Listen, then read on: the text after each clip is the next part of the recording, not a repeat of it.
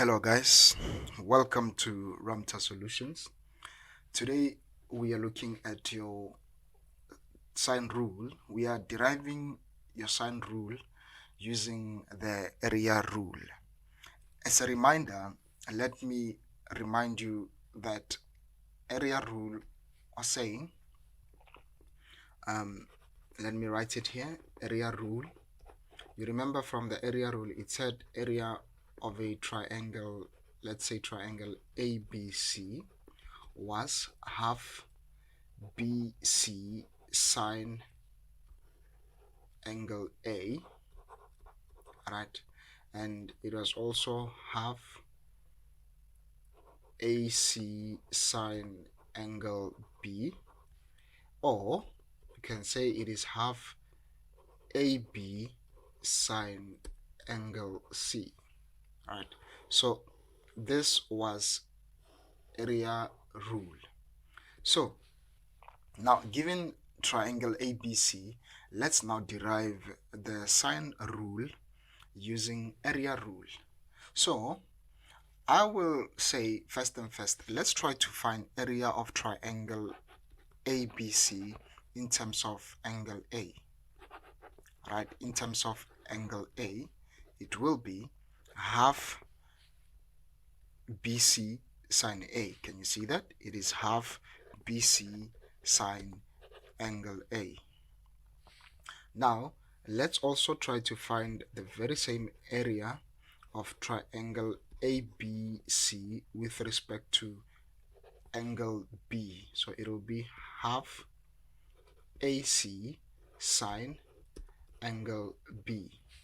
Now, what you know, area is equal, right? Now, since area is equal, we can basically say, you can write it, it's okay to say area of triangle ABC is equal to area of triangle ABC. It's okay to write it like this. So we're saying this because we are using two different angles.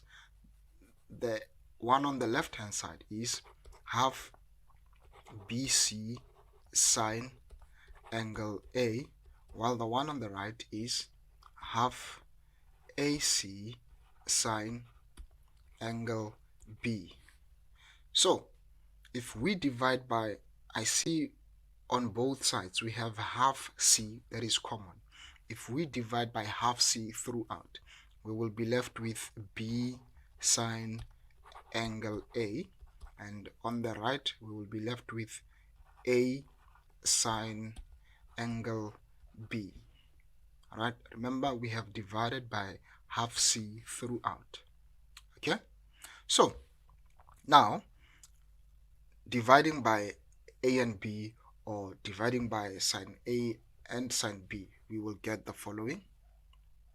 We will say we have sine A over A equals sine B, sine angle B over B, or you can say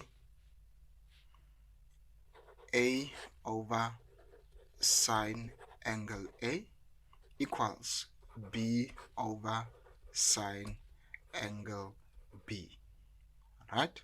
So this is how you derive the sine rule. So now what we have done was to find the relationship between angle A and angle B.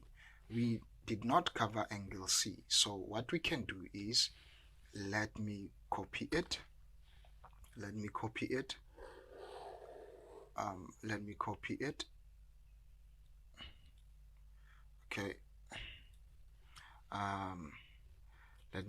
it. And I'll paste it. I'll paste it to here. Let me paste it. Okay. Okay.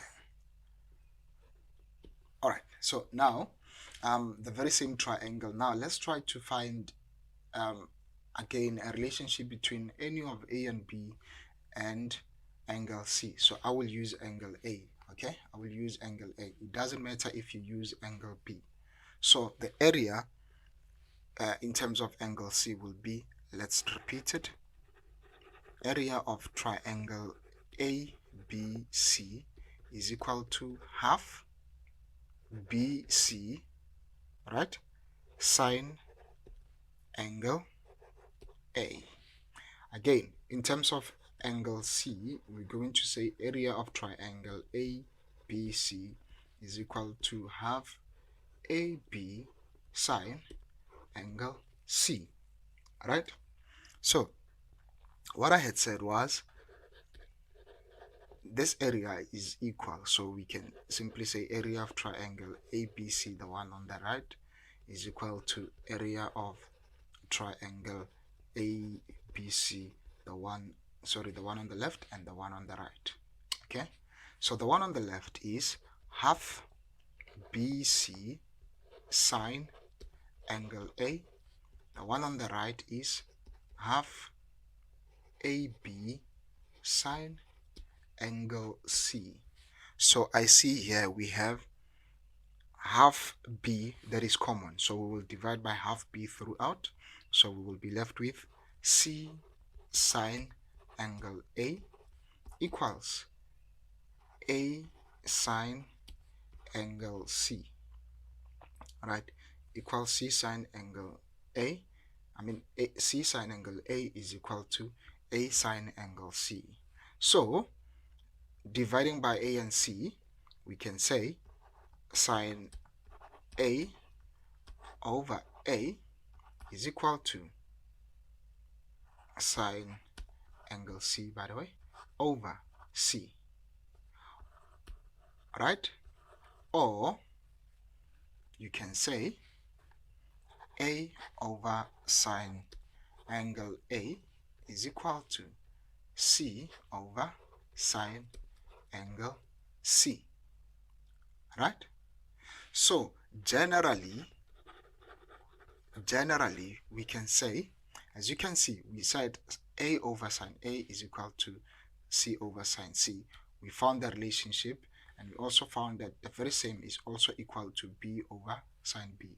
So we can say generally sine rule is sine angle A over side A equals sine angle B over side B equals sine angle C over side C, or A over sine angle A equals B over sine angle B. It is also equal to C over sine angle C, right? It is also equal to C over sine angle C. So this is how you prove your sine rule, or you derive your sine rule using the area rule.